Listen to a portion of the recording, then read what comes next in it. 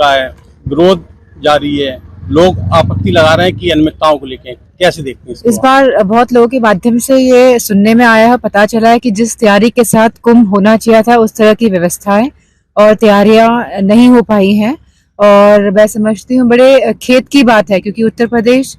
एक बहुत बड़ा प्रदेश होने के साथ साथ हमें पूरी उम्मीद थी, क्योंकि भारतीय जनता पार्टी की सरकार है, तो ये जो समाजवादी पार्टी की व्यवस्था जब महाकुंभ हुआ था, जो समाजवादी की सरकार थी, तो उससे बेहतर व्यवस्थाएं कर पाएगी ये सरकार। लेकिन बड़ी निराशाजनक बात है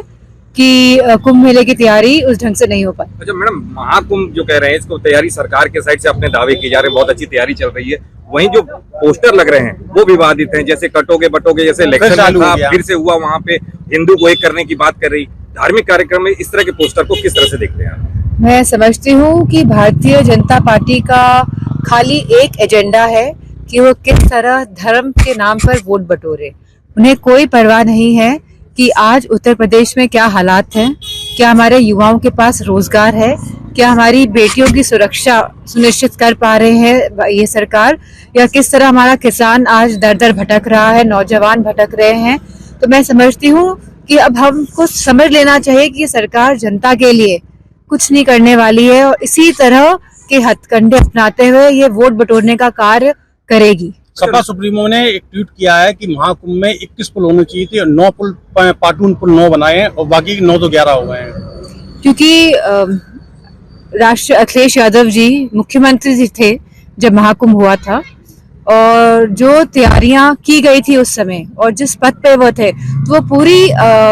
उनको इस बात का एक्सपीरियंस है कि किस तरह से तैयारियां होती है। जो पुलों की बात हो रही है, कितने पुल की रिक्वायरमेंट होती है, क्योंकि पूरे देश से लोग आते हैं महाकुंभ में, इलाहाबाद में आते हैं, इस कुंभ में आते हैं गंगा के दर्शन लेने के लिए, गंगा में डुबकी लगाने के लिए।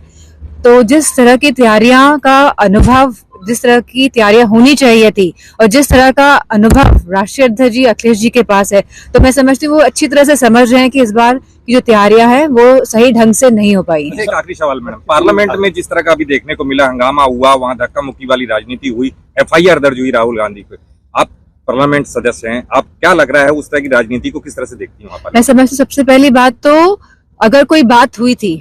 तो ये स्पीकर के पास जाना चाहिए था भारतीय जनता पार्टी के सांसदों को, तो उन्होंने सारे नॉर्म्स को तोड़ते हुए वो FIR लॉन्च कराने पुलिस स्टेशन गए, जो गलत बात है और जो संसदीय जो नियमावली है उसके भी विरोध ये बात है। और जिस तरह का फेस ऑफ देखने को मिला पार्लियामेंट में, क्योंकि हम खुद वहां मौजूद थे, तो यह सभी जानते हैं कि जो भी ये फेस ऑफ हुआ है वो केवल और केवल भारतीय जनता पार्टी के सांसद जिम्मेदार है और यह डायरेक्शन भी उनको कहीं ऊपर से मिला है। मैडम जैसा कि संभल हिंसा लगातार जारी है, जगह जगह खोदी जा रही है JCB से मशीनें, मंदिर की बात कही जा रही है कि इस मस्जिद में मंदिर है, क्या लगता है कि इलेक्शन को ये सरकार, क्योंकि जो चुनाव हुए हैं अभी लोकसभा के, कहीं ना कहीं भारतीय जनता पार्टी को इसके रिजल्ट से क्षति पहुंची है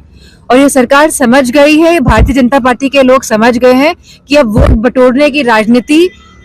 धर्म का मुद्दा बना के करेंगे तो वोट मिलेंगे। लेकिन आज परिस्थितियां बिल्कुल विपरीत हैं। आज हम सब जानते हैं कि किस तरह आज सभी वर्ग के लोग और सभी जाति के और धर्म के लोग आज निराश हैं, हताश हैं और कोई उन्हें आशा की किरण आज नजर नहीं आ रही है। और मुझे पूरा विश्वास है कि लोग ये बात को समझ रहे हैं कि ये जो खुदाई करने का जो नया मिशन इन लोगों ने निकाला है, ये हमारे देश प्रदेश की बेटियों का भविष्य, बच्चों का भविष्य और जितने भी युवा हैं हमारे किसान के भविष्य के साथ खिलवाड़ कर रहे हैं और उनके भविष्य के साथ एक खुदाई कर रहे हैं। आखिरी सवाल, बड़ा उलटफेर, बिहार में बड़ा उलटफेर देखने की संभावना बताई जा रही है, वहाँ पे फिर से नीतीश कुमार पलटने की संभावना, सेंट्रल पे असर देखने को क्या लगता है जानकारी? ये तो वक्त और समय में। अगर आपने हमारे चैनल को सब्सक्राइब नहीं किया है तो आम पब्लिक चैनल को सब्सक्राइब कीजिए और हाँ, बेल आइकन जरूर दबाइए।